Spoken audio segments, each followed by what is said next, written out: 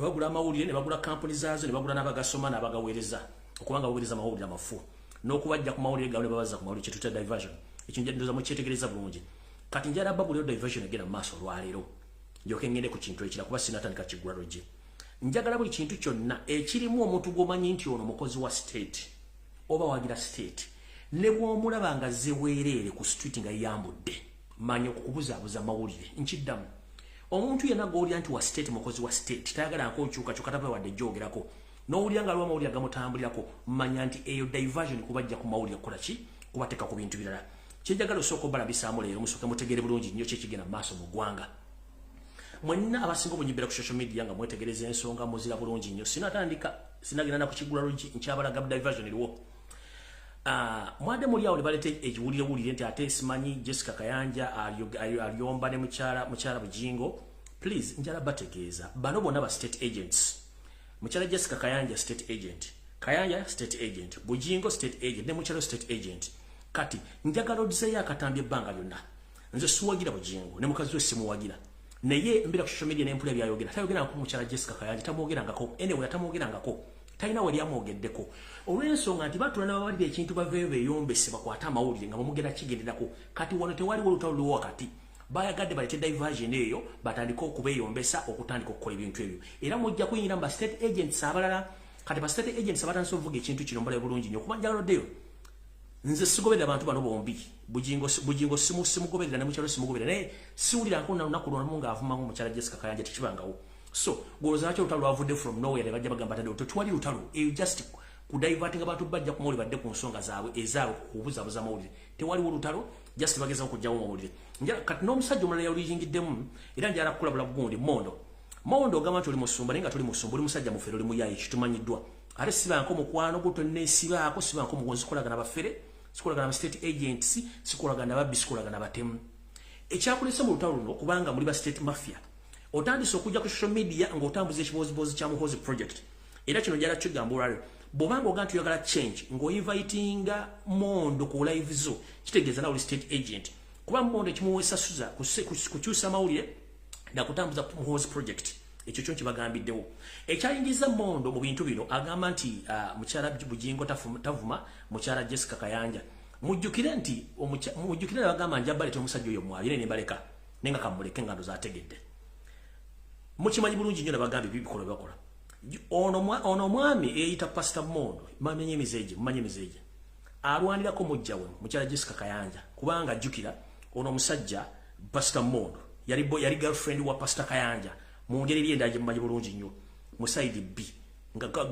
girlfriend we kati alwanirako mujjawe mukyala Jessica Kayanja nga balumba Bujingo okugonda okukwata amawulire so ekyo njagadde kibategeeza nti ono ye ekyamuyingizaamu state agent kuongeza amawulire maaso naye nga alwanirako mujjawe kubanga mujjawe bonna bugigundi abakozesa Kayanja akozesa Mondo nga girlfriend we ne mukyala we mukyala Jessica Kayanja bonna baso kati ono Mondo alwanirako mujjawe naye nga ate kiriwo kyonna kukyusa amawulire okuteekawo diversion ekyo mukiveeko temukigenderako ebyokokya ebizimbe n'ebirala bigenda kujja bingi nnyo ne accidents zabagenda bigenda kujja bulungi nnyo so ebyo temubifaako bigenda kujja mbirekawo so temuddamu kugenda ku mawulire agenda bagambye tebakuteekako diversion ezo entalo muziveeko zonna kukyusa amawulire tewali bukuwagano buliwo bombi kubanga Museveni akozesa nayagala afune kyayagala alright kati njagala genda ku kigulalo gikyaleero ekigulalo gikyaleero nkitandise bwenti tugamba nti akanyoomonyomo omuntu yenna amanyi kye tuyita akanyoomonyomo njagala muntagingire wasanja Carol Charles Peter Mayiga bulungi nnyo nga sinatandika information era njala abeereko kuno era naye ndoza mumulabye nga sinagenda ku kigulalo gye essaawa zino ku Rocktown yalina gye yali gyengera obabuulira kasooka ekigulalo gye nkiteeka nsooka mubuulire ku Rocktown yali mu State House ngenda babuulira biki baateesa kati olw'okuba nti bano abasajja bazannya omuzannyo beyond our standing nga tetuzze bannyonnyola Mayiganda bagamba yeetega mu bantu asobola okufuna publicity asobola okuba nga public emwagala wanagira kuba vice president oba mwaka kisimanyi oba wanagira okwesimu kubanga intention yali nti watajja kyagula nje yagenda okujjanga presidential candidate yeteekawo n'ensereko kusereza Museveni ekigaana kati essaawa zino ali mu kwetega okujja mu mawulire okubanga akola ki ng'ayagala public emugula ebirowoozo bye era kyekyamututte embala era embala basiteginze abantu bajje nga yeraga mu public nti wamaanyi nnyo okuba kati bagula ayagala kuba nti ali mu public okuba nti amawulire gamu capturing asobola okufuna nga afuna audience ekyo nakyo njagala ekibagambe nti omwami ali mu kwetega amawulire naye nga ate ekikulu akimanyi nti ensi yamukowa ngenze ku kigwaro olugi mukulu wasanya kalo Charles Peter Mayiga ekigwaro gy'ekyalo ekikyogularo gy'ekino ekyalo kikyo nga gwe omuntu then ngiyokengere ku information eriwo nkwabuluze bulungi nnyo otegeere ensi nkambwe nnyo mukulu kyetuyita akanyoomonyomo kigambo kya Luganda womanyirira omuntu eyakuwa omulimu otuuka okwagala omukolako ebyensonyi gwe kennyini oyiseewo bintu byo kitegeeza nti woovudde olabika oyagala kumanyira bumanyizi kati mukulu ebintu bingi bitambudde mu Buganda era njagala kusooka kuzanya ka video kano nga sinagenda ku kigulalo gy'ekizanya bulungi ka video kano ka Ssaabasajja Kabaka yennyini ng'ayogerako ku mukolo ogumu njagala nkakuzanyire olyoka okategeere kana ka video ka Ssaabasajja Kabaka mu bigambo bye nga yeeyogerera olyoka omanyi omusajja gw'oweereza oba empologoma gy'oweereza President ne Mama Janet olw'ekyemisana ekirungi kibatuwadde wano olwaleero Sebo President nga bw'okimanyi nti mu Buganda empisa eri nti Ssaabasajja Kabaka bw'abanga akyaddeko mu maka g'omuntu n'alyayo ekyemisana oba ekyeggulo ye yaba agabudde n'olwekyo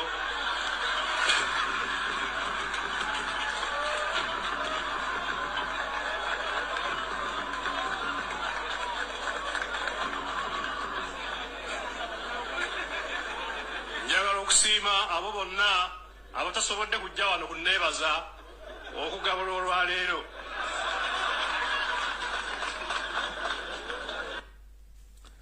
Mayiga ndoza ka video ako kawulidde bulungi nnyo kitukutegeeza omanjala kutegeeza nti Ssaabasajja Kabaka mu Buganda yennannyini buli kimu era yabagabudde Jozi nga muli mu mivuyo gyammwe ne state okwagala okuleeta tribal cards nga muzizanya nawo mwoli ndi mu kiggulalo gye Mukama oyo Sseeto Basira mutabani wa Karekezi yasetinga eyayita Chief Justice Winyi Doti najjana ku tribal statement yakola ng'agamba nti Ssaabasajja Kabaka bamutwala Bulaaya mu nnyonyi y'obupangisi obukulembeze n'agenda ofuna obujjanjabi mu ggwanga Germany ekyali ekyamu n'enzija netegeeza eggwanga ne tumuwaliriza ajje yeetonde kye mwakola mwategeera bulungi gwe kennyini wategeera oba simanyi nti bw'okimanyi kuba kikulunze sikunenya kubuli musajja munyarwanda njagala Abaganda bategeere nti omuntu bw'aba akozizzaako omusango tasobola kujja mu maka go kwetondera abaana bo nga gwe toliiwo kite kye bayita ekiyumba munyale Fembwaffe obwakabaka wa Buganda Ssaabasajja Kabaka wabatali mu Buganda kiba kitegeeza aba basigaddewo tebasobola kumala nsonga ze abayino zeemalira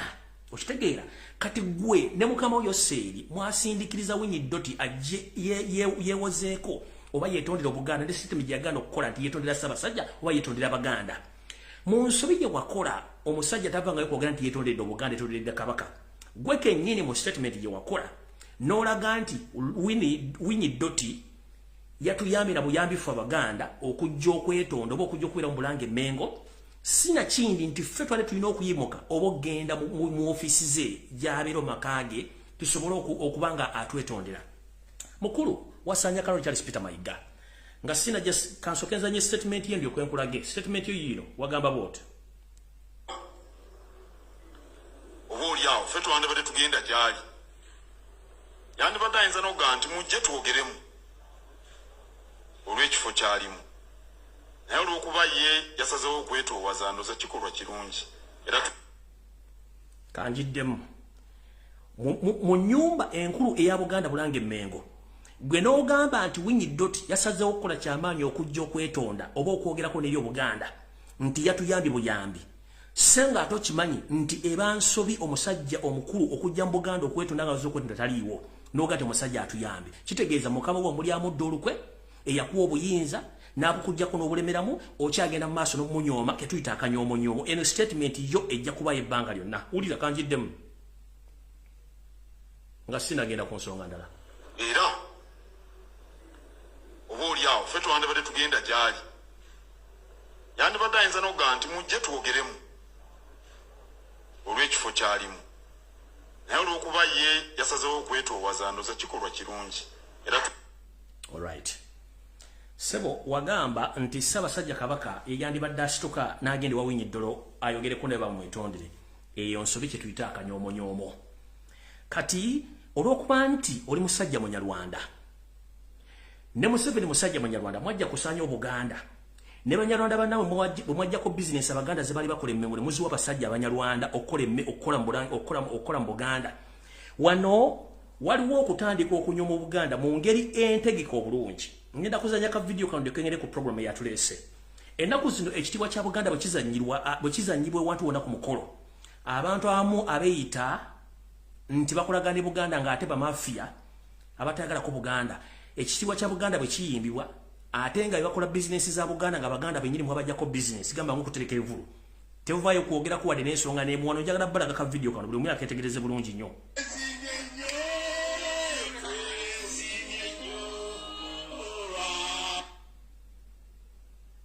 Wait a minute, monide okato. Monide okato. Oyo balambaru gahale yomu kubali afuna business z'okuteeka ebivulu mu Buganda. Naye ekitiibwa kya Buganda bwe kyayindwa yagaana okuyimira wuuyo. Omulaba? Wuuyo.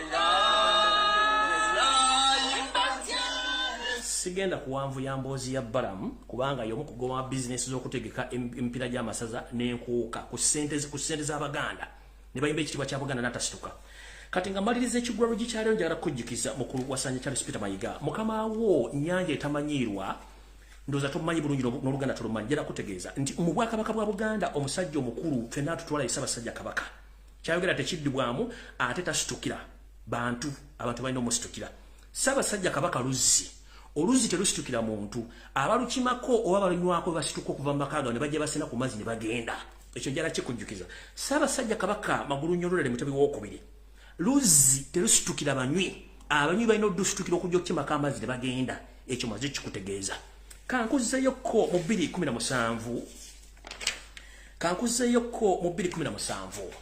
mu 2017 waliwo bulungi buli musajja mukulu otegeera n'abakyala wa Bungereza Elizabeth yajjako mu Uganda ku mukolo ogwa Commonwealth n'ayagala nnyo Ssaabasajja Kabaka amusinkane amubuuzeeko Ssaabasajja Kabaka yagamba baatumwa Museveni nti nze sisitukira muntu yenna okujjako bayagala kujja kundaba ajje mu Bwakabaka bwange oba mu lubiri lwange ajjambuuzeeko imagine oba weetegereze wessembigere byeyo yeeyita ow'amaanyi mu nsi yonna nga Ssaabasajja Kabaka yagaana okusituka okugendayo kati ate otandika otya okuwa ekitiibwa n'owawunyi ddole ekitiibwa Musimanyi yatuyambye buyambi okujja bwabanga Ssaabasajja yagaana okusitukira Queen okugenda okumubuuzaako n'agamba be baasindika Museveni basindika baga mugende muge batasobola kujja mu lubiri lwange sigenda kujja era Queen yava e Buganda nga talebe ku Ssaabasajja Kabaka ekyo jagadde kujjukiza mu 2017 so akanyoomonyomo kalekeraawo ebintu by'okola byonna tubimanyi bulungi nnyo mwajja kusanya Obwakabaka bwa Buganda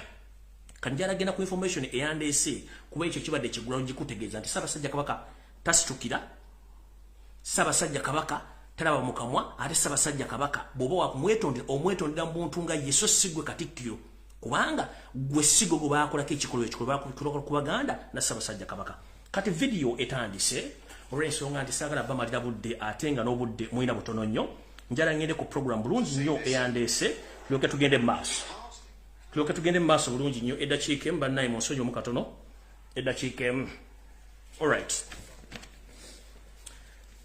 kati njagala mukwata olupapula n'ekkalamu owulire ebintu bino wammanga nga sinatandika vidiyo eno njagala buli muntu ali ku vidiyo eno okwata olupapula owandiike ebintu bino obeeko obitereka obiwandiike singa enjega yonna etuukawo mujja gamba Lumbuye ebintu bino yabyogera ate yabibuulira dda abantu lwakuba nti tugawumbira ne tusasobola kumanya nsonga zino nga bwe zitambula ku lunaku olwokutaano mumpe mwakadakiika kamu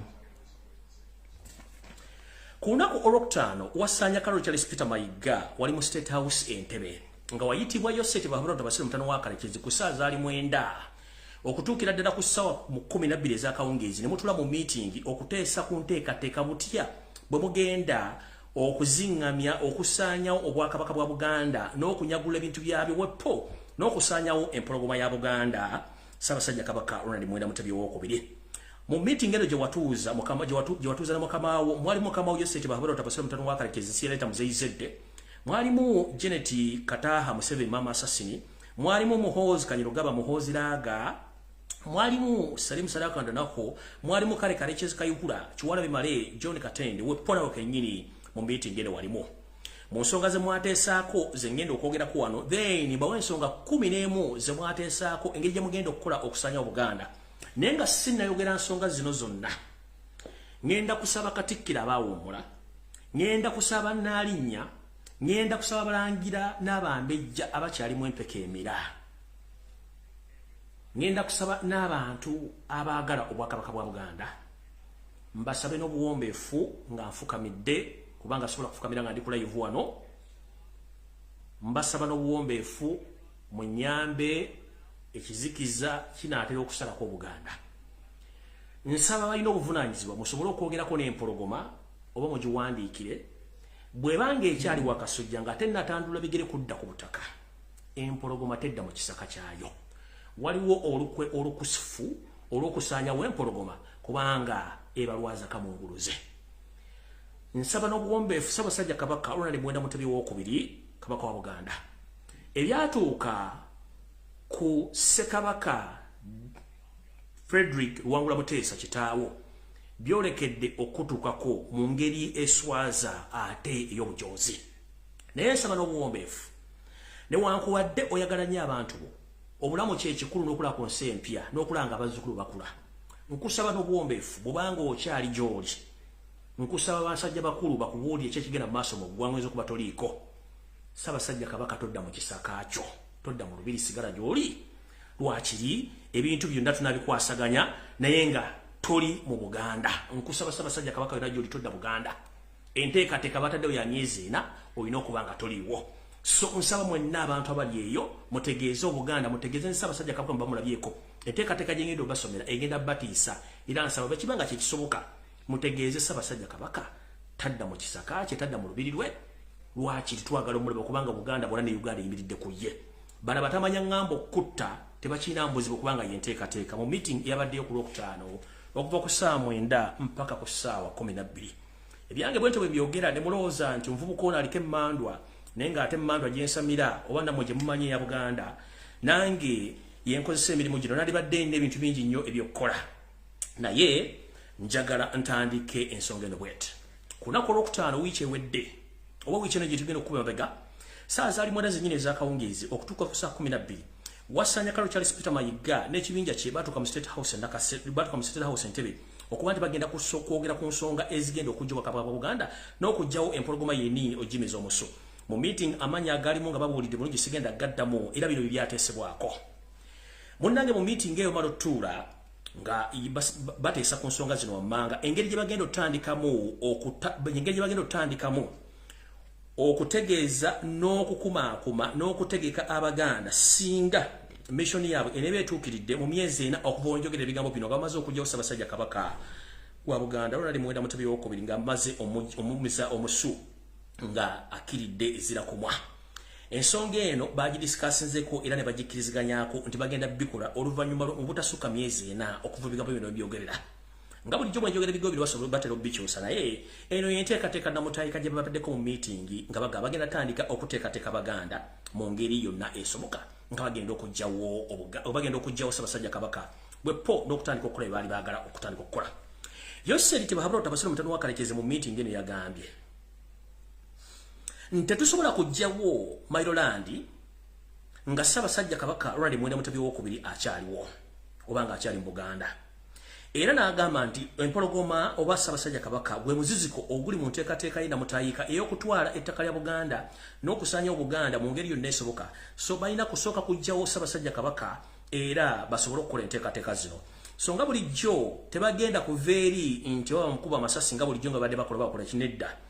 Ate era n'embika egenda kubeera eyanjawulo mu genge gye bagenda omubikamu bw'anaaba nga bakoze ki bamaze omujjawo.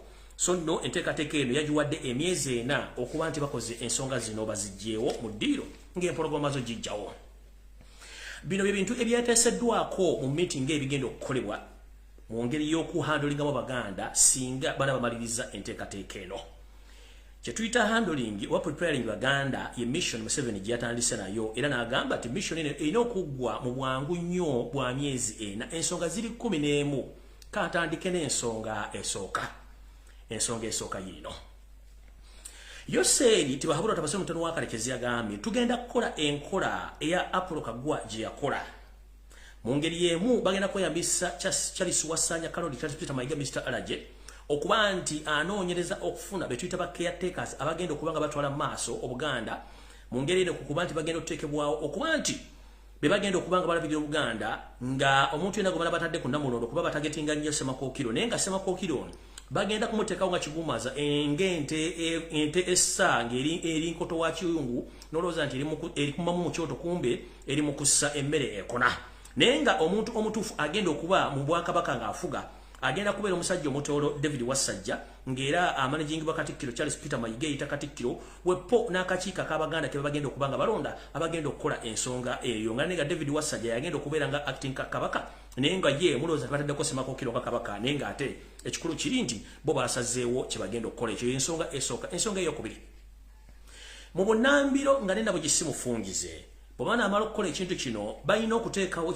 balina okutebolinga oba balina okuteeka ebbago lyabwe ku mmeeza mu Parliament ya Uganda okutandika okuteesa kuteeka ery'okugyawo kye tuyita Maryland ne land ownership mu Uganda wepone mu Buganda wonna era mu kino bagenda kuba bajjawo buli kimu ekyetaagisa okuba nga kijjibwawo nti Buganda ebeere nga tekyasobola kuba nti eyina ettaka nga n'abantu bayo tebalina ttaka wepo n'okusaanyawo ebyapa byonna eby'ettaka mu Buganda n'okujja obwannannyini bw'ettaka mu Buganda singa mission eno nebeewedde bulungi.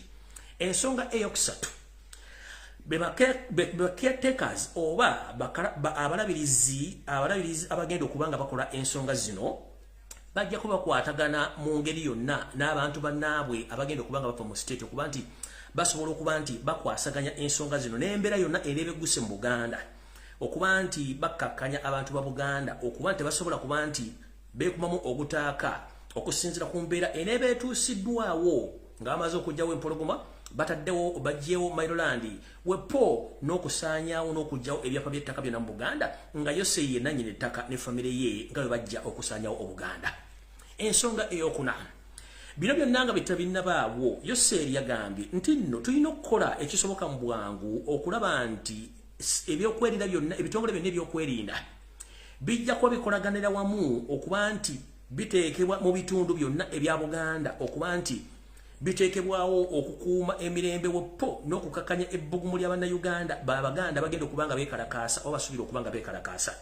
Ebitongole muno mwe muli amagye mwe muli military omuli SFC ISO ne CMI okuba nti bagenda kuba nga bakolaganamu n'abantu abamu Bulange Mmengo okuba nti bagenda kuba nga banoonya abantu ba Ssekinnoomu abagenda okuba nti bawumamu omutwe okuba ku bantu ba Buganda bagamba nti bagende beekalakaase mu bubuga bonna obukola eggwanga Buganda oba mu bubuga bonna ebitontone bikola eggwanga Buganda babenga batandika okugjawo omu ku omu nga bwe zandibadde empajiruwaga ezandibadde zigamba Baganda mugende mwekalakaase. So ebitongole bino bigenda kuba nga biteeka amagye poliisi okuba nti bateekebwa mu bibuga ebyenjawulo mu Buganda okuba nti bagezaako okukakkanya pressure n'okugjawo abo bonna betuyita ba spearheads oba abantu badde bakuŋŋaanya Abaganda bagamba nti tugende twekalakaase basobole okuba nga babajjawo omu ku omu nga nena bugisimufungize nga bagenda kuba badeployinga mu bitundu ebyenjawulo era ebitundu ki bagenda okuba nga badeployinga bagenda kuba badeployinga mu cultural sites mu bifo byaffe ebyobuwangwa bagenda okuteekawo amagye bagenda kuteeka ku mbuga z'amasaza zonna wepo n'embuga z'amagombola zonna mu Buganda era kino ndooza mukirabye abayita mu Buganda ku masaza gasinga obungi gatandise okudeployingibwako amagye abayita ku magombola gasinga obungi gatandise okutwalibwa amagye ekyo nakyo mugende mukyetegereze bulungi nnyo era nga n'amasiro g'ekasubi nago gegamu ku bintu ebigenda okuba nga biteekebwako amagye n'okuba wapo n'embiri n'ebitundu ebirala. Ekyo mmaze okiwulira bulungi ngenze ku nsonga namba 5. Yagenze mu maaso n'agamba nti ba influential people oba abantu ab'omuzinzi mu Buganda bagenda kuteekebwa mu nnyumba nga tebafuluma kyetuyita bagenda kuteekebwa under house arrest. Abasajja ba Kabaka n'abazaana ba Kabaka abalina omuzinzi mu Buganda bagenda kuba bateekebwa mu nnyumba nga tebafulumamu ngira tebakkirizibwa kwogera muntu yenna kakuba ku ssimu kukola ki ekyo tuyita house arrest nga tokkirizibwa kutambula okwogera n'omuntu yenna kubanga basuubidde nti abantu bano bagenda kuba bakozesebwa okuba nti bagenda kuba bandibadde nga beeyambisibwa okuba nti bakuumaakuma baganda okuba nti batandika obutagondya amateeka so abantu bano bagenda kuba bateekebwa under house arrest okuba nti Museveni yeewala ebiyinza okuddirira nga abantu bano boogera n'abantu okubakumamu omuliro ogutaaka basobole okuba nti bamobilizinga abaganda okulwanyisa nyina kyemalira n'okulwanyisa abasirikale abaana bali mu plani ez'okusaanyaawo ensonga nga bwenzogedde waggulu so abantu mmwe abakyalinamu muzinzi mu Buganda okuli bakatikkira abaawummula abasajja b'amasaza n'abasajja ba Kabaka ab'ekyama mwegendereze nnyo entambula yammwe n'endya yammwe kubanga muteekeddwa nnyo okuninga okuba nti muyinza okugibwawo oba ng'ekintu kino kiguddewo okuba nti muteekebwa mu mayumba gammwe nga temugenda kuvaawo. Eno y'ensonga ey'omukaaga. Museveni yagambye nti okukola ebintu bino byonna tulina okuteekawo kye tuyita okubuzaabuza mu bantu bano n'obbaawulamu. Yagambye we must create more divisions within the Baganda and we must create diversions and stunts in order to disconnect Baganda from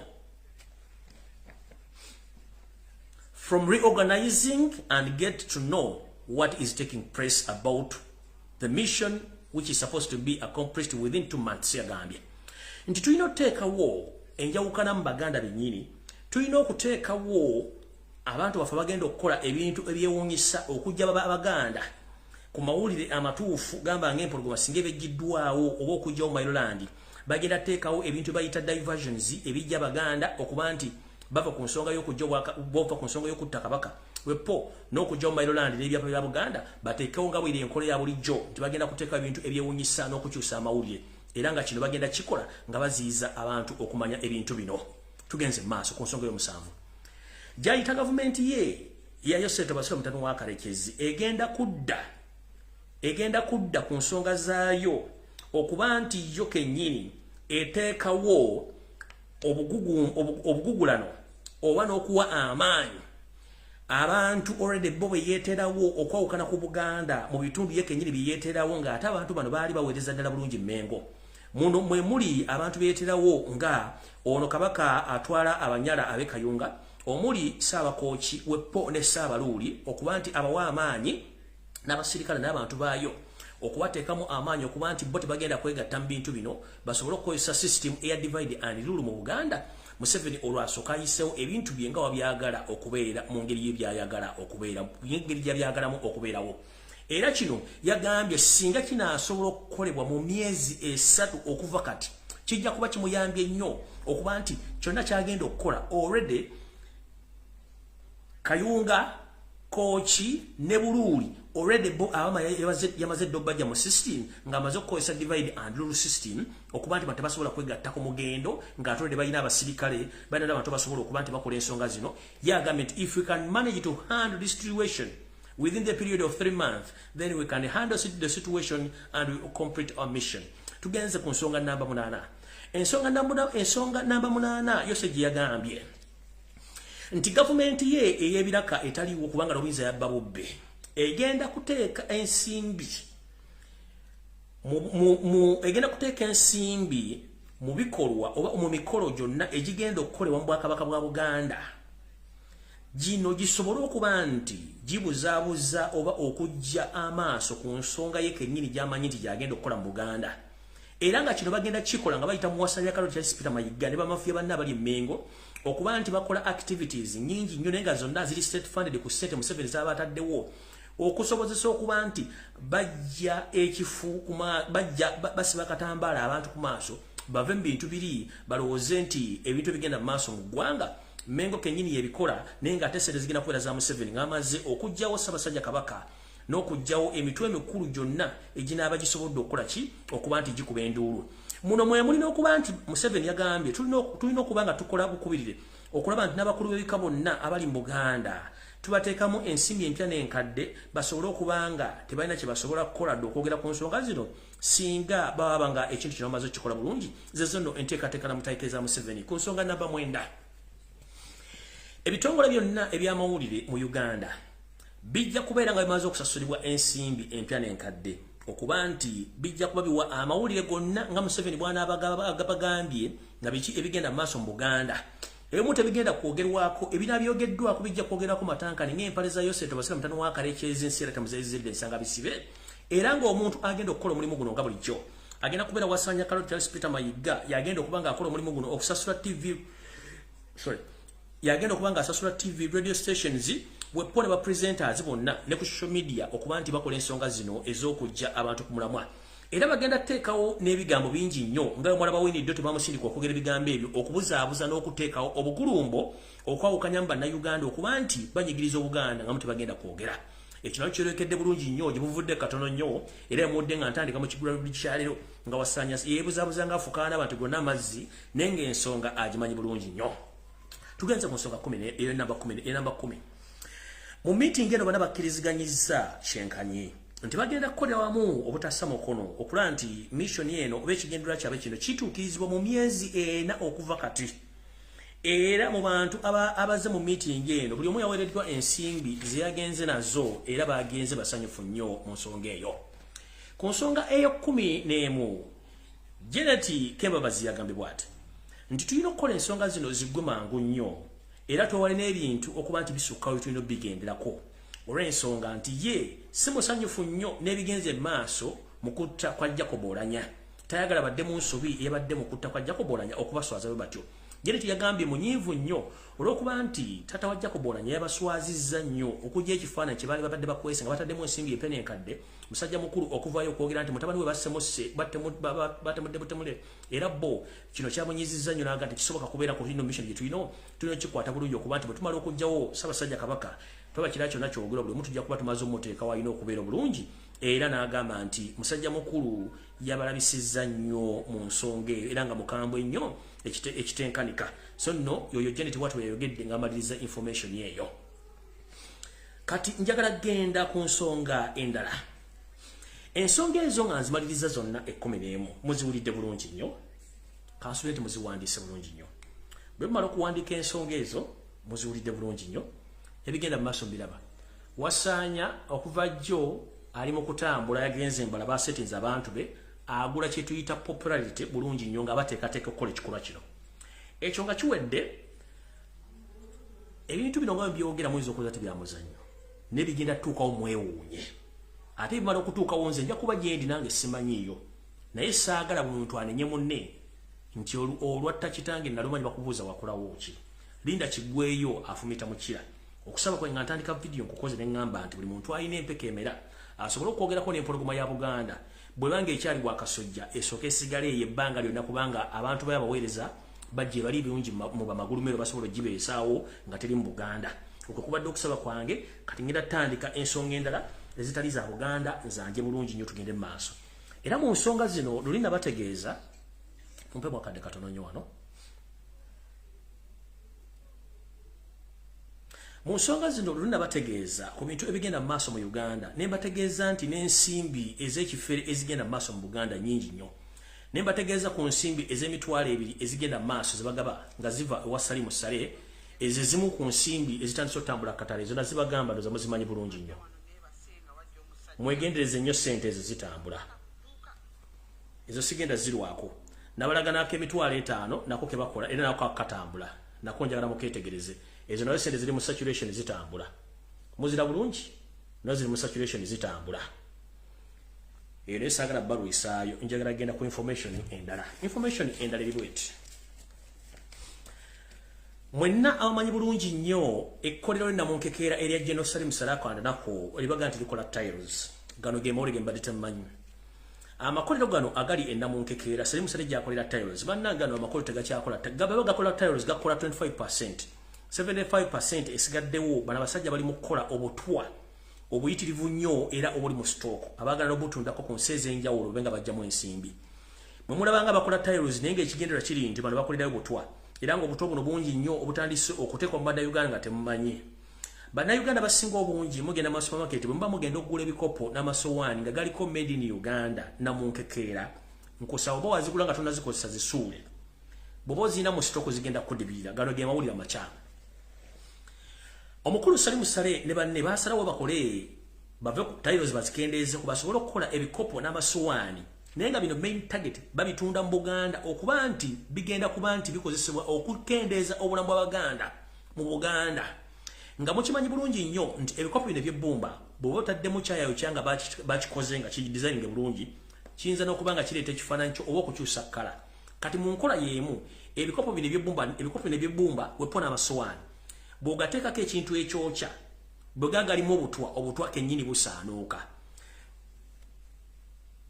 Drone yange yategezezaako nti amasowaani gano gakoleddwa mangi mu factory Namunkekeera era gali mu kutambula naye nga bagatunda mu Buganda wokka. Ng'oluteekamu kyayi oba oluteekako emmere obutwa buno buli activated. Yensonga lwaki mulaba Abaganda bangi nnyo batandise okulwala kansa. Abaganda bangi nnyo batandise okutuka omu ku omu babagamba kimu nti omuntu yafudde kansa oba organ failure nga temumanyi. Era bwe twogera ebintu bino bitambula mu Buganda abantu batandise okufa teryanyega nga mujjeko okubatigumbula n'obateeka mu house arrest nga babateeka mu torture chambers.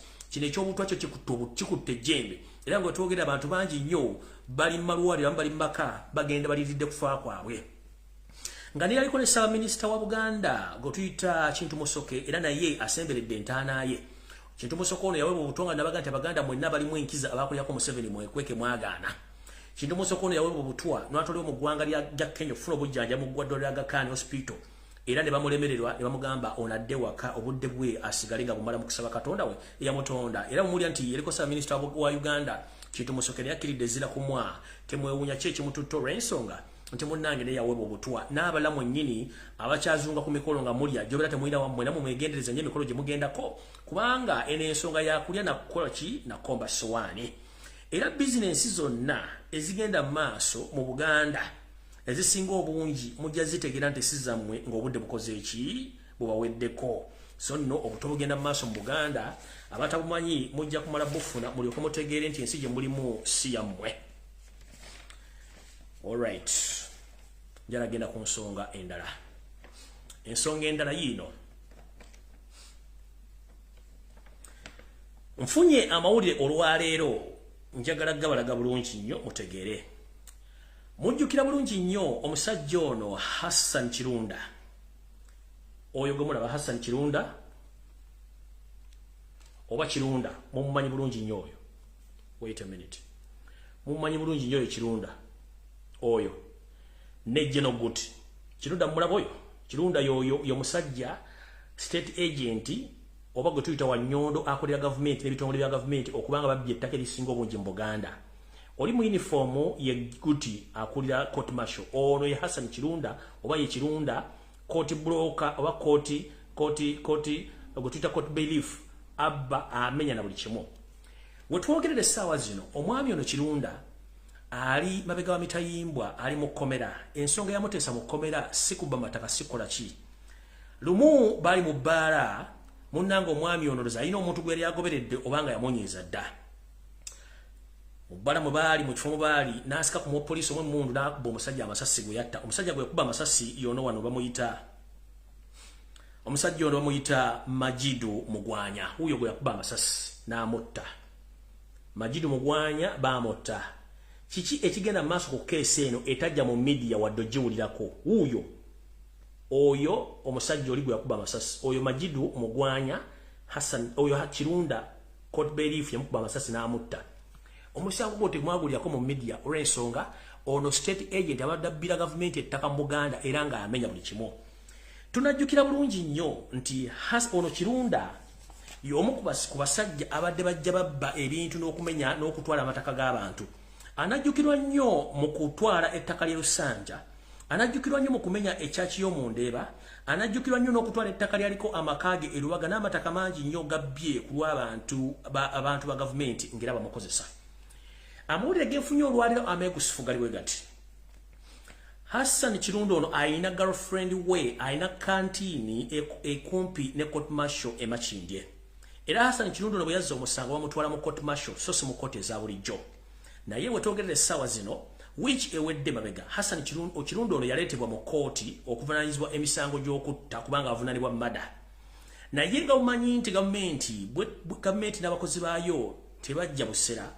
Munnange wetwogerera essaawa zino nga ensimbi zayisinganyiziddwa dda mu mikono obukadde 2 bweddu obw'ensimbi za Uganda bwaweereddwa dda ono musajja gwe bayita Guti gulira Guti ono wa court martial yawereddwa obukadde 2 obw'ensimbi za Uganda nga ku lunaku lw'enkya olw'ebbalaza muyinza okulaba Kirunda nga avudde mu kkomera olw'ensonga nti girlfriend wa Kirunda ono ayina canteen ku court martial ensimbi gwa zayiseemu ne baziwajja n'Oguti n'abagamba nti agenda wa beyiro omusajja we ku lunaku lw'enkya olw'emmande agenda kuleetwa mu kooti. Ensonga eno nno eyimiridde etya? Eyimiridde bwe nti ekigenda okuteesa Kirunda ono ekisooka mukozi wa gavumenti, ekyokubiri ensimbi zayisingiddwa nno mu mikono, ekyokusatu bw'avaayo agenda kukozesa emikono gya gavumenti egimuwembejja okuba nti bajjawo omuntu eyaliwo ng'alaba eyayinza omuwako obujulizi bamugye bamutte, kitegeeza agenda kubassa abantu 2 gwe yasooka okutta n'ono amulumiriza nti yaliwo ngatta omuntu.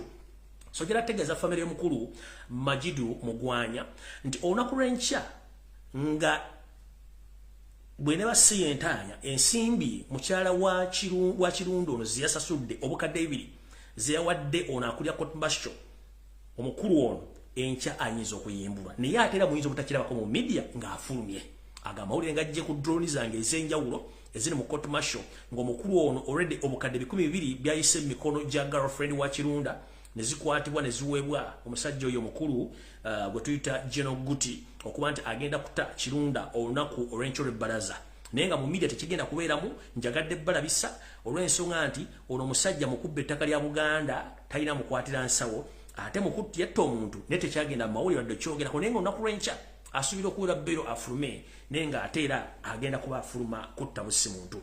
So nno y'ensonga ekwatagana ku musajja oyo Kirunda kooti bulooka abbye ettaka lya Buganda oddimalawo ng'akolera abanyampi ba gavumenti ya Uganda. Wano nabagambidde mu ntaagingire omukulu Vice President wa Uganda Major General Jessica Alupo. Major General Jessica Alupo, the Vice President of Uganda. I greet you in the name of God. Hope you are doing fine. All along previously, I've been informing you and give you such alerts about your life. But I don't know whether you get this information. And today I'm here to warn you for the last time. I've received more information from my reliable sources. They have informed me that Madam Jessica Alupo, your life is in danger.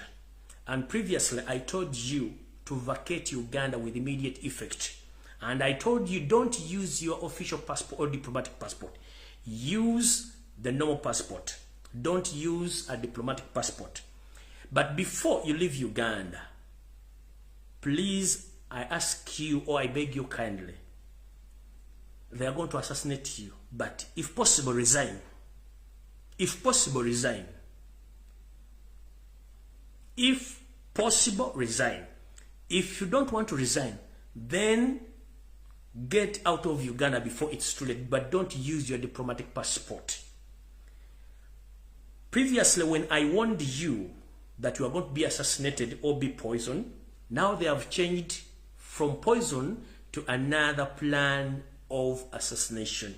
Here is another alternative plan of assassination. Recently, Vice President, you have been so silent and you have been doing nothing. So as we speak, Yosetiba Haburo Tabaisiwa, the son of Karechezesiere Tamzeizede, and his son, Mohoz Kanyarugaba, they are planning to make you busy, or you are going to be shared with, we are going to be given a lot of work moving around the country, but using what? Using the taxpayers' money, but at this time, they are going to give you more tasks to complete, but you're going to be transported by using aeroplane. So they are going to sacrifice one aeroplane so that that aeroplane can crash as they did to General Galanga, and they finish you once for all. So Madam Jessica Alupo, I'm warning you for the last time. From my lab sources from ESO, CMY, and ESO, they have informed me to inform you, but Madam, vacate Uganda before it's too late. They are going to use state machineries. They are going to make you busy, but they are going to use helicopter or chopper, which is going to be taking you across the country, but in the process, that chopper or that airplane will crash immediately. You won't want to survive. as they did to John Galanga. The same method, the same system which he wanted to use to General Katumba Amara previously, and I warned him. So now they have resorted to this system of assassination. So Madam Jessica Rupo, please, wherever you are, I know you are watching or you are not watching, someone is going to give you this information. With immediate effect, I've warned you for the last time.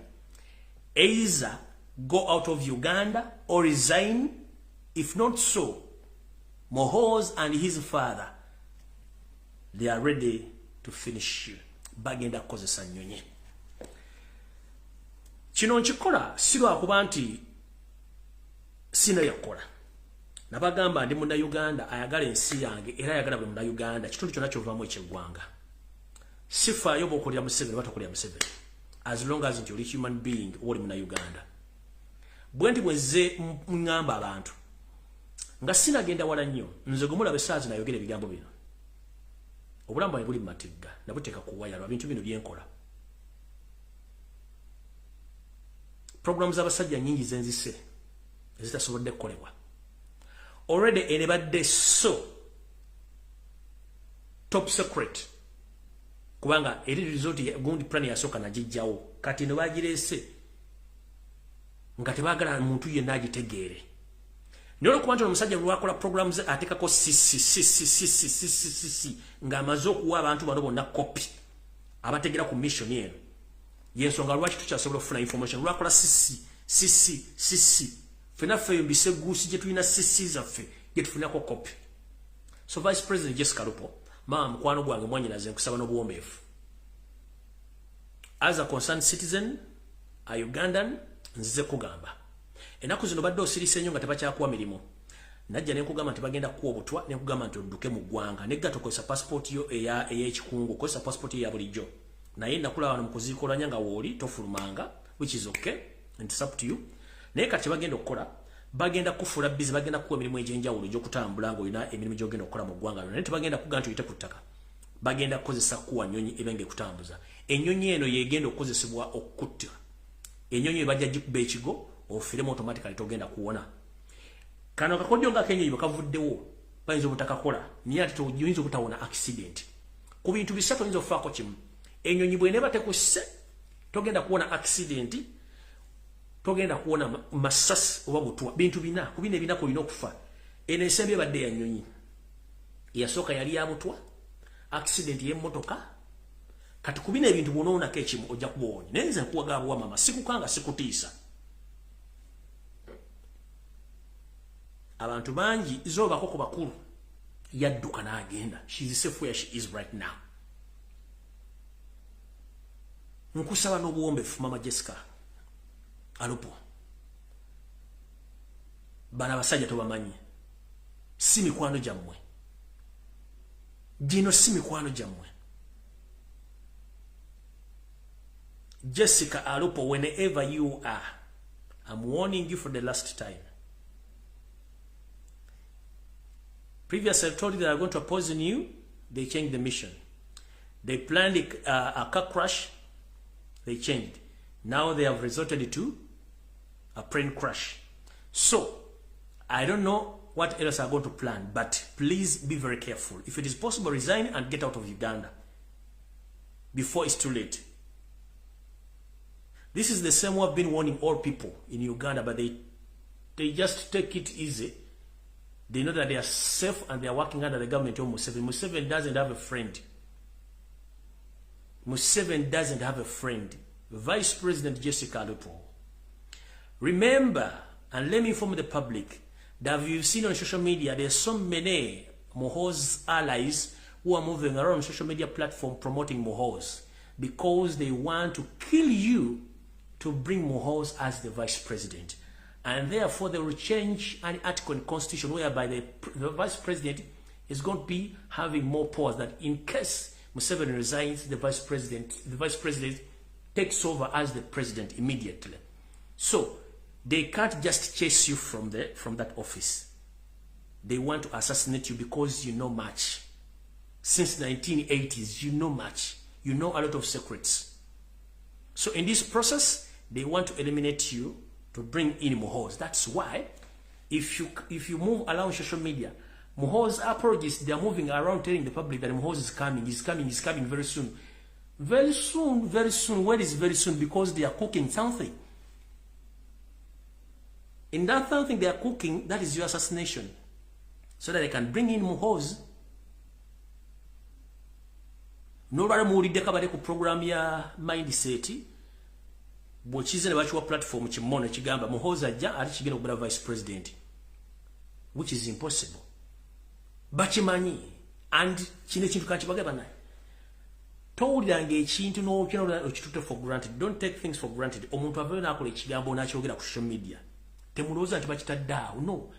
Bana abantu bakuba ejjinja mu njuki okumanya ki ekigenda okuvaayo. Kati bakitambuza. Ne bakitambuza batya? Ekintu kino si kyangu.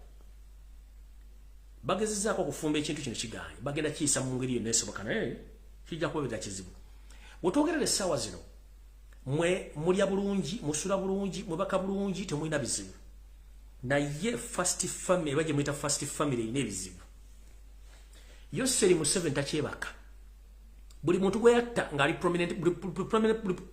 prominent Uganda gwe yatta amujjira ekiro takyebaka. Asula asamira. The same applies to Janet. The same applies to Salim Saleh. The same applies to Kale Kayihura. Bana basajja kyobula basula masabo basula bali mu ebintu byabatabuka kodda. Ekintu kino twandibadde twakijjawo dda tukijjawo. Nira kuba ati bana Uganda mulina obuzibu.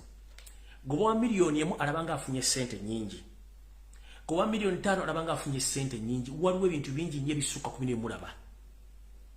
Buli muntu kola mulimu gw'olina okukola tuguse ekintu kino ng'obudde bukyali. Bana basajja tebalina nsonyi. Gw'okutta ne baleeta omuntu it's not their problem. Right now kizibu kyabwe kibalina kiri bwe kiti. Balabanga Buganda ye obstacle gye bali. Era Ssaabasajja Kabaka ye obstacle. Ne eno message njagala egende lyose tebahabula tabasala mutano wakalekezi. Yose manyi kuno ku video kwoli. Mukazi wo kwali na Oluganda bakona bekwano kwebali. Njala baga ekigambo kino. Wandi yagala okukola omuntu ekintu n'owunzika ng'oyambe muyambe kkiriza. Kyekisooka. Ekyokubiri. Muzanyiranga gumu mwali muzanyiddeko. Oba ozanyiranga ku wali ozanyiddeko. Evuvuumira teryeŋŋanga mu nnyango. Museveni. Tolaba nti oli mutemu. Tolaba nti mutabani wa simanyi first siri mutemu. Naye nkubuulira ekintu kye bayita Omuganda tokimanyi. Era tojja kitegeera. Omuganda olaba ya surviving aba missionary abazungu bajja ne balemwa olwa administration n'amaanyi Abaganda ge baalina. Omuganda omuzungu n'asalawo alumbisi yasooka yekenyini n'ajja n'alemwa. N'asalawo ayite mu Kabalega. Kabalega alwanyisa Obuganda. Abaganda bakuba Kabalega n'amasaza gasinga obungi ne bagatwala. For your information, nkiddamu. Abazungu bajja okusanya obwakabaka bwa Buganda baalemwa. Ng'omanyi nti balina enku ne bayita mu Kabalega jalwanyise Buganda. Bakuba Kabalega mpaka n'amasaza gasinga obungi ne bagatwala nakati ga Buganda. Kabalega yagamba ekyo siri kiddamu n'akyesonyiwa. Yensonga lwaki omuzungu yasalawo n'agamba no, I can't manage Baganda. Let me protect them. That's why they say that Buganda is a protectorate. Mwene mukifuula Uganda was a British protectorate. Nkiddamu njala bategeeza betu bitegeere. Ensonga lwaki Buganda oba Uganda si koloni ya Bungereza bagifuula protectorate. Nonti nti yali Uganda yonna. Ekintu kyali nti Buganda yalemesa omuzungu okutwala eggwanga Uganda nga protectorate ye. Nga koloni ye. Kolone lyetwale oba kolone lyetwale omuntu omugwira wanajja n'abajjako buli kimu n'abateeka mu system ye n'abajjako buli ekyetaagisa n'abafuga nga bw'ayagala. Ekyo tuyita kolone. Protectorate ye muntu okujja n'abayingiramu n'alemwa n'agamba kale muganyi nti ye kati nyokuba nti nze ndina advanced technology kati kamba kumbe bukuumi nga bwe netegereza system yammwe. Kati okukuuma obukuuma bukuumi kye tuyita protectorate. Era kyobula ne system zonna ezifuga e Bungereza bazikoppa ku Buganda. System zonna ezifuga ku Bungereza bazikoppa ku Buganda okuva ku mwami w'ekyalo ow'omuluka ow'eggombola ow'essaza okutuuka mu lukiiko lwa Buganda okutuuka ku Ssaabasajja Kabaka yonna system bagikoppa bukopi mu Buganda. Kati yose bw'abanga omuzungu yalemwa okujja Buganda neefuuka just protectorate ne tujja abazungu ne bagamba nti bagenda kuwa Uganda independence mu mutima omulungi. Sir Edward Mutesa n'agamba kale katukirize ebitundu bye oba endagaano ya lukumwenega kale katukirize ebitundu bye bigatte ku Buganda mu mutima omulungi. Buganda ne surviving Obote nga abazungu bamuyitamu ne bakozesa system ya divide and rule yawula mbantu ofuge era ne bakozesa Obote okucyankalanya Obuganda okutuuka okulumba Olubiri lw'Emmengo n'okuwanga ngosa Ssaabasajja Kabaka Daudi Ssekabaka Frederick Mutesa yagera mu tire Bungereza. Obote bamukozesa okukola ekintu ekyo. Kati basibo ne banye bakambadde bulungi nnyo. Ekigambo divide and rule kigize ku Museveni. Museveni asoma mu bitabo bya Obote. Museveni asoma mu bitabo by'abazungu bino akola revision. Abazungu basobola okuleta system eyo ne bagikwasa Obote. Obote n'agisomesa Museveni. Kati Museveni ali mu bitabo by'abali byasoma. Naye nga system eno yajja okubabega ng'ejja ekola naye ng'eremeseddwa. Abazungu basooka ne bagireeta ne balema. Ne bagikwasa Obote nga tumaze okufuna independence. Obote kye yakola kwe kujjako mukamu president esooka w'eggwanga Kabaka Mutesa n'ajja n'akuba Olubiri n'amalodo okuba n'alusaanyaawo ne Ssekabaka n'adduka mu Bungereza era ne bamulumba ne bamuttirayo ne battawaanya Obuganda okutuuka olwaleero Museveni waabusanze. Still wali kye baakola mu bitabo bye basoma era naye byalimu sebo era tusobola kusaanya Obuganda ne bw'onookola bwale mu omuzungu yayina omugemera wala naawe ayina emigemera wala naye ng'ate toli munnansi wa wano tolina kyogenda kukola. Kati kansooke nkuliremu wajja mu Buganda ne tukuwa obulombolombo n'ennono ne tukuwa n'ebyaffe n'omala n'obyeddiza. Abaganda tugamba nti amazzi gakulukutira gye gaali gakulukutidde. Nkiddamu yose Abaganda tugamba nti amazzi gakulukutira gye gaali gakulukutidde. Ekitegeeza ki? Kitegeeza nti ebyaliwo oba ekyali kibaddewo kikyasobola okubeerawo. Nti kati goboloza nti gwosinga ogenda kusaanya Obwakabaka bwa Buganda kijja kuba kizukuba Obwakabaka bwa Buganda bwaliwo. Ebyafa banga byakuddingana bijja kuddingana ate bigenda kuyisa bubiggwe. Kyenvudde okuga nti bantu bangi bazze okusaanya Obuganda balemeddwa kati gwe ku myaka gyo nga n'entaana ogisemberedde. Gwobaga nti ogenda kujjawo Buganda n'empologoma ogijjewo. Ndabanga akoota mu Gaalumonde. Olw'ensonga nkugambye nti amazzi gakulukutira gye gaali gakulukutidde. Essaawa egenda kutuuka sizini ez'okumukono. Osobola okuba n'ensimbi nnyingi tesobola kugula budde. Essaawa tugambe nti kati Dawudi Ddeebuddo ng'obudde butuuse. Nkiddamu Museveni kuwole kuno. Essaawa egenda tutuuka ng'Omuganda agamba nti Omuganda Ddeebuddo ng'obudde butuuse. Eyo code naye tojja gimanya. Tugenda kwawula enswa mu bigazamba. Essaawa egenda tutuuka nga tukozesa code okwawula enswa mu bigazamba. Awo nkimanyi ogenda kuyita Tambala emirundi oba ogenda kuyita omuntu yenna akunnyonnyola ebintu bino. Nkiddamu amazzi gakulukutira gye gaali gakulukutidde. Tujja tutuuka tuyiseko tugende nti Abaganda mu Ddeebuddo ng'obudde butuuse lwakuba nti wali nkugambye nti Dawudi Ddeebuddo ng'obudde butuuse. Ezo code. Tugambe nti nsanze omukadde ejjobya anoga ejjobe lye otandika okwogera oludikya mu bigambo bye twogera mujja kufuna obuzibu. Mututambaale nga kye mututambala mukimanyi. Bwe bakakutanda okudduka ate toyitawo opangisa. Era bw'obanga ogoba musajja munno lekanga mwezi n'akozza. Mukulu odduka nnyo naye ojja kutomera.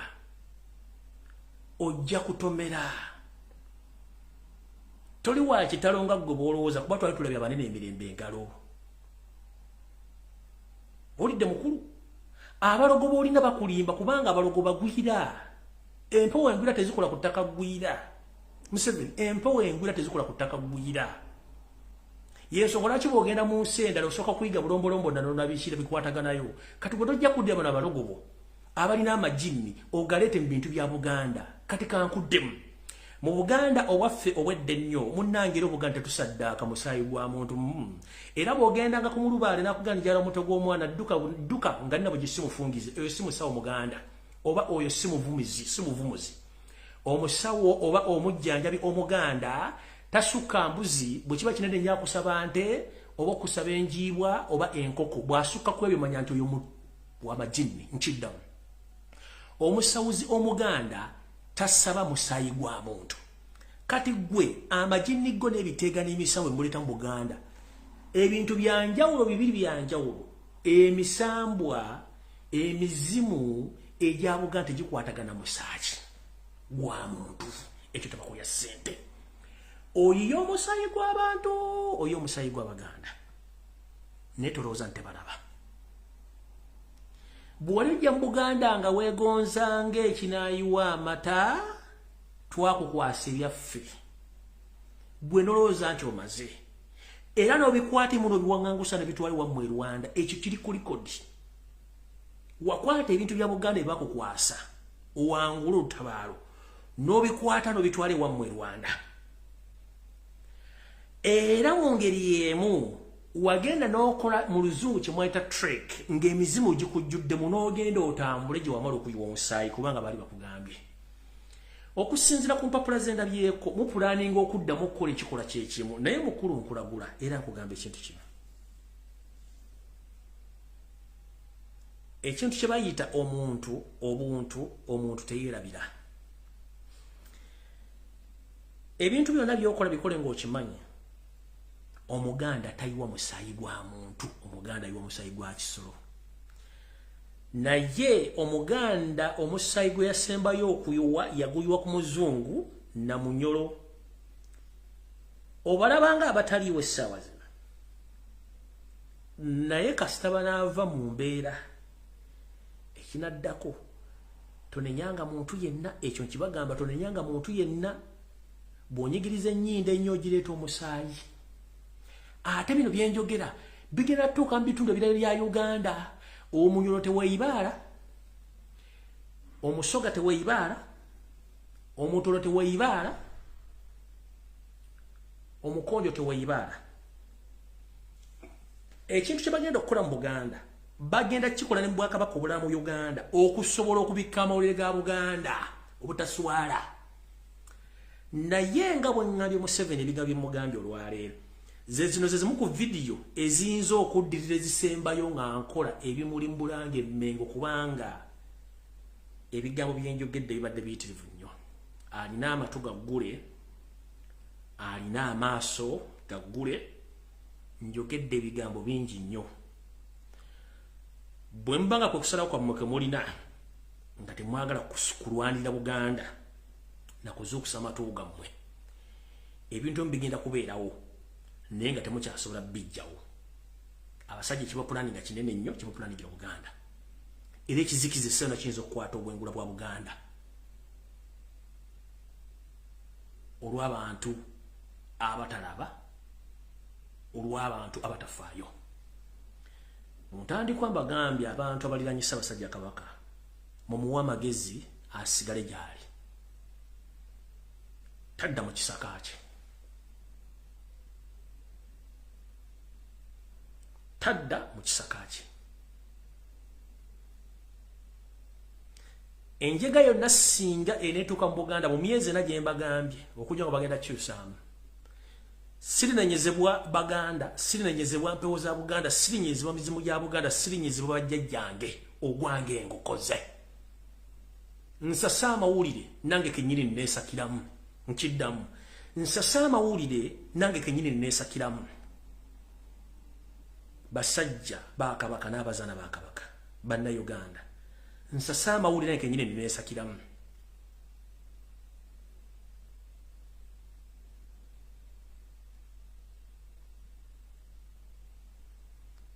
naye ndowooza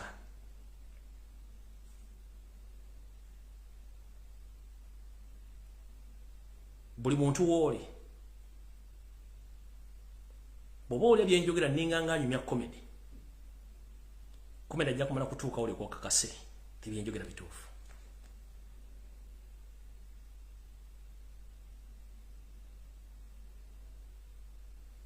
Bwembanga muyina eyita Katikkiro ng'asobola okuyisa amaaso mukama we.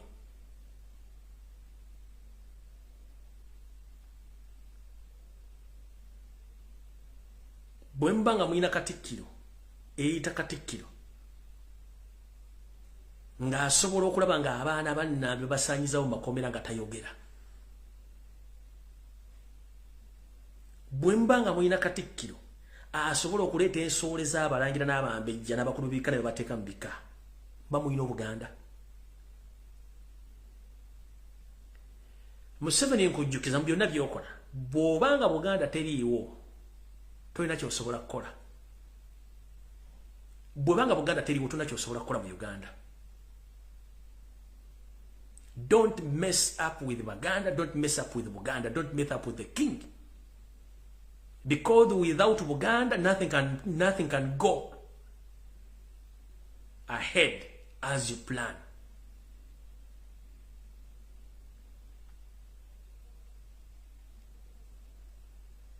Zino zizimu ku video zenyizo okubanga ngenda semba yokukola.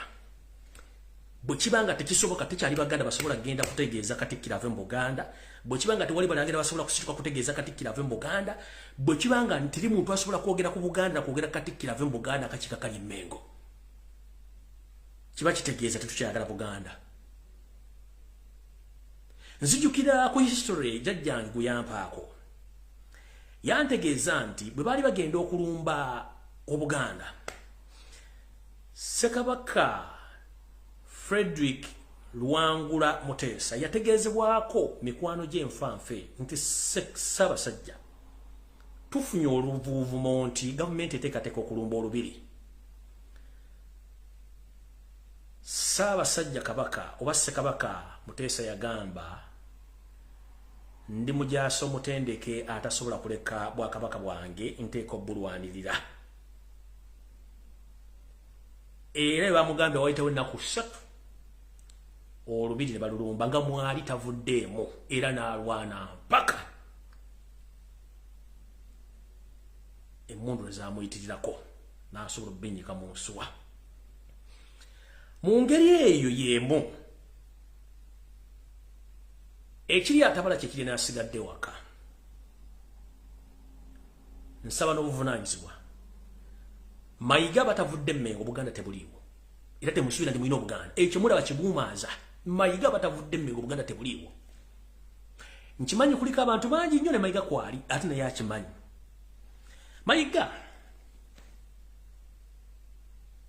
mbale nakyenabidde nakino kankyogere kubanga mbagezi nzezobwa ku video esembayo mulange Mmengo. Nakino kankyogere. Indako.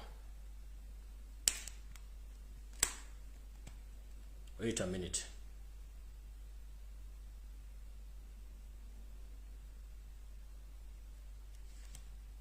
Oninde okatono.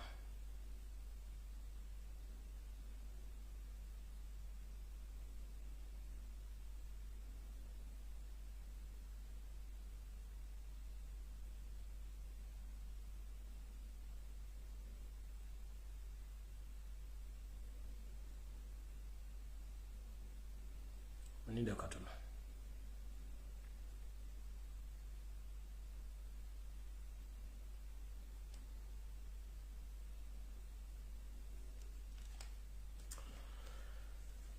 Charles Peter Karoli Mayiga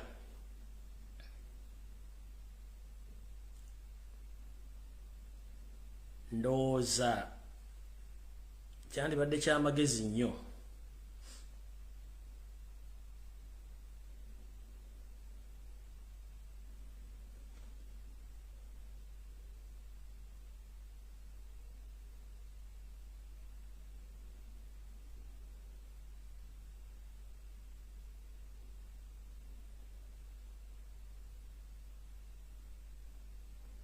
kankirekera olunaku olulala. Kankirekera olunaku olulala ndowooza. Nina wano naye kankirekera olunaku olulala.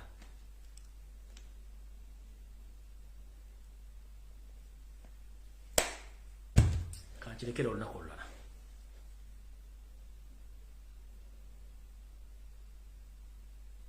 Kankirekera olunaku olulala naye nga wowe ekikola kye wakola ngo kikoze mu Bulange Mengo eri abakozi bo omu ku bakozi bo wowe ekitonde ekikazi information njinaano ngituulidde njagadde kuwolingako buwoniizi bw'oba olina omu ku bakozi bo wakola ekikolwa nga wa kitonde kikazi oza kankiteeketeeke Sande ejja kankiteeketeeke Sande ejja nkibuulire ensense ekitegeere kubanga naawe totulekera otovuga speed kanaye kangenda kuvuga speed kankireko kuba ne video rally ekoze eki video wetuusaawo kanjiri nja wiiki ejja kankibasuubize ngenda kikola ya nga bw'otuvuga speed nange ngenda kuvuga speed kati nga bw'otuvuga speed nange ngenda kuvuga speed kubanga mbe kankirekola kankikwatize mpaka ku Sande nkuvuge speed nga bw'otuvuga speed kankuvuge speed ku Sande ojja tuwulira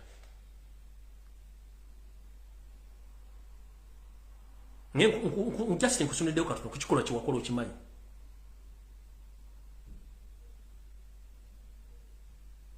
ate omanyize kasita nkulabula ne nkugamba wiiki ejja nja kukwabya nga bwe ndagamba oli deodorant abe namuga ngenda kukwabya nalowooza nti nsaaka ngenda kukwabya nga bw'otuvuga speed naye kankuvuga speed kati kibasuubiza Sande ejja ngenda mwabya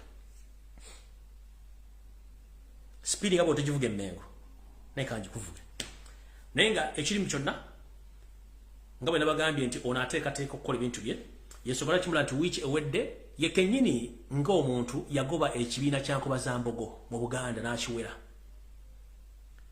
bw'ala bigenda bimwononekera ng'alina ekintu kyagala okukola nga y'okwezimbako ekikomera yagenze mu masomero n'ateekayo ba agent bateeka kukuŋŋanya abantu bonna n'akuteekawo ekibiina kya Nkobazambogo ekiki era nga omukulembeze wakyo yogoba nabagalako wiiki ndoza mwezi oguwedde mabega yalinga akola ekibiina kya Nkobazambogo azimba amagye agage within Buganda azimba ebintu ebimu within Buganda ku ssente za Buganda ku buyinza bwa Buganda naye bwe mutajja mayiga Mengo na bino bire byenkola mbankola bya bwereere ekyo nkitegeeza abalangira n'abambejja n'abantu ba Kabaka bwe mutajja mayiga Mengo Obuganda tebuliiwo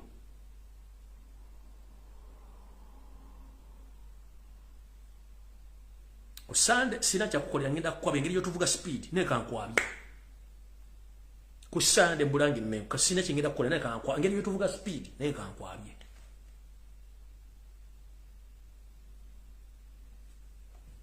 nenga mchona nga mfundika video eno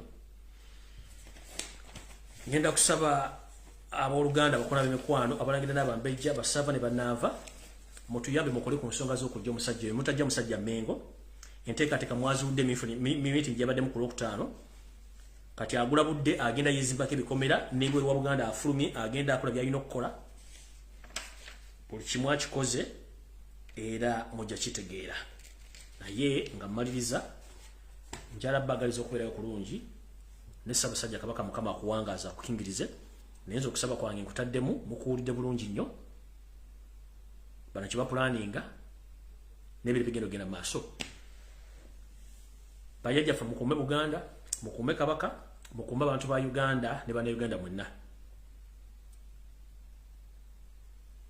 nange nga bwe nkuuma naye bwe neekuuma nga ne Katonda bwankuuma tujja sinkana olunaku olulala mu wiiki olunaku olulala lwonna sigenda bwa olunaku ntikuma olunaku guno tujja sinkana olunaku lwonna lwena abansazewo okudda kuba nkyalina ebintu bye neetegereza n'embeera y'obudde gye neetegereza nkyalina embeera y'obudde gye neetegereza bulungi nnyo nkyagyetegereza so gye ndi ngenda kubeerayo naye nga munsabire nga nange mbasabira nga bwetusabire Buganda ne Uganda awulidde tegeeza munno mukaba bankumi atakumbira empeera enkeera mweraba